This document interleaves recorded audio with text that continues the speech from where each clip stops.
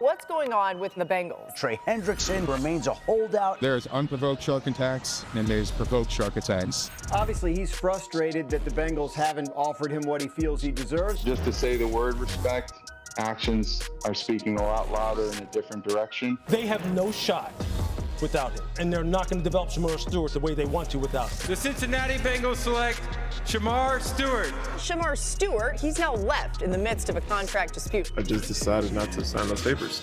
That's a bad look for the organization. Okay, after a lengthy training camp holdout, Trey Hendrickson is back in Cincy. That's going to be where we begin today. So we are joined now, as you can see, by Ben Baby, who's there. He's live at Bengals camp, where life just got a little bit better, right? Ben, how was Trey Hendrickson's first day back in Cincinnati? Laura, you ask a lot of guys today, and it felt normal. And in fact, I spoke to defensive end Myles Murphy. He thought today was going to be the day he finally beats Trey Hendrickson into the building on his first day back. Myles told me he rolled in around 6:30 and 6:45, and nope. Hendrickson was already in the cold tub, ready to go. He was in meetings this morning, and while he wasn't practicing, he was definitely a very intense observer. I saw him working with a lot of the young players, including Murphy, who told me that Hendrickson was giving him some technique tips, such as how to work his shoulder in certain moves. He spent some time working with rookie first-rounder Shemar Stewart in between drills. And in talking to guys, they appreciated having him back in the building. Quarterback Joe Burrow said that it's good to see his face here. And he said that Hendrickson brings a unique intensity, but it's something that is appreciated. They all understand the value he brings. And in talking to the guys today, they also understand the value of having someone like that in the locker room while they're trying to get things sorted out. Obviously, there's still no deal, and he hopes that they can get something done, but that remains to be seen if the two sides can work something out before the start of the season. All right, so the next time we have you on is going to be when they get this deal done. So maybe it's going to be like tomorrow or something. But it was good to see him back out there. And important that he's working with Shemar Stewart. We've all said a lot of Stewart's success probably relies on Trey Hendrickson. Thanks so much to Ben Baby. Now, speaking of Trey Hendrickson, he also spoke to the media today. Here's what he had to say regarding his contract. I'm a firm believer of hard work works. The work I've done in the last 4 years, 5 years, 8 years in the NFL is done. I can't do any more at this time to rush the passer on Sundays. The hay's in the barn. It's just whether we agree or not. There are plans on not having to play under the current deal. So I think that's something we have a common goal to get to. I think that's the plan moving forward is no distractions. I'm excited to be here. I think it's great seeing the brotherhood that's been created here, and it's special. So. We got Meg Tannenbaum today, Louis Riddick, Dan Graziano, the perfect group to talk a little contracts. Whenever somebody's talking about their contract and it's not done, I'm always trying to read between the lines with what he's saying there, but it's pretty simple, it seems like, from Hendrickson. Graz, what more can you tell us about these talks between the Bengals and Hendrickson? Really haven't made any significant advancements over the last, couple of months. The Bengals believe they've put forth a fair offer. Trey Hendrickson disagrees, and at some point, one side or the other is going to have to make a move. But Trey Hendrickson, you listen. He requested a trade earlier in the offseason because of the contract situation, but they couldn't find a trade partner. He really just wants the Bengals to find a way to make this right so he can continue his career in a place where he's been very happy. So it's about guarantees in future years, something the Bengals haven't done in very many contracts, Joe Burrow and Jamar Chase being the exceptions. But at 30 years old, Trey Hendrickson's not a guy that the Bengals feel great about making that move for at this point. So we continue to wait. Yeah, and Laura, what's interesting is T.J. Watt and Trey Hendrickson are 2 months apart, Graz. So because of that, he's saying, hey, I've outproduced T.J. Watt. We are the same age. Why should I take anything less? Over the last 2 years, I've led the NFL in sacks. And if I was the Bengals guys, here's what I'm concerned about. The $50,000 fines go away because he's now in. But back in 2019, Jalen Ramsey of the then Jaguars, quote-unquote, held in with a bad back, didn't practice, eventually got traded to the Rams, and the rest is history. So now that he's back and not practicing, if I'm the Bengals, I'm trying to figure out a way to get this deal done. They had a great offseason getting Jamar Chase and T. Higgins extended, but until he practices, there is a vulnerability here that this keeps going on. And again, it's not often, but it did happen in 2019 where Jalen Ramsey was able to force a trade despite being in the building every day. Yeah, look, Mike, this almost seems too easy in terms of wanting to get it done. I mean, I get that. And Mike Brown has already stated the fact that, he feels as though this eventually will get done because he said, quote, these things have a way of working themselves out. I'll tell you what, I'm sure when he put his eyes on him here today, when you just looked at Trey Hendrickson right there, does it look like my man's been working out? Does it look like he's ready to roll? Oh, yeah. This dude is a pass rushing phenom now. Look, he's strapped and ready to go now.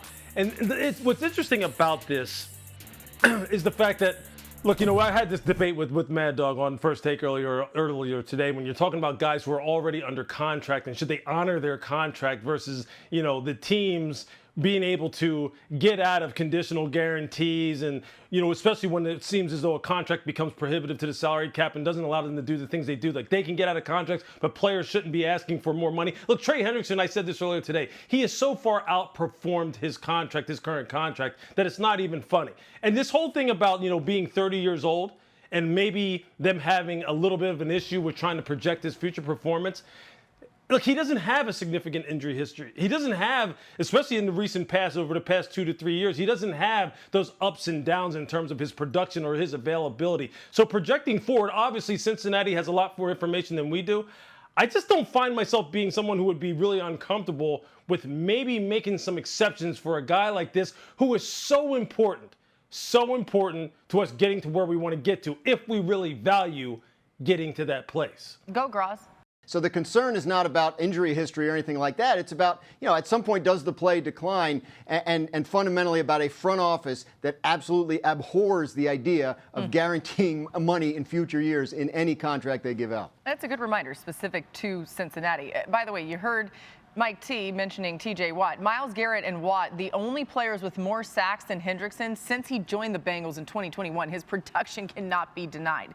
That's in the past, though. They're more concerned with the future. All right, there have been a bunch of injury news across the league. Isaiah Likely fractured his foot. Malik Neighbors injured his shoulder. Tyler Guyton is going to miss some time with a knee injury. Xavier Worthy is in concussion protocol. Christian Gonzalez hasn't been able to practice with a hamstring injury. We've got so many different situations there. You see Kader Kohu, he's got the knee. You also see Martin Emerson Jr. They're out for the year.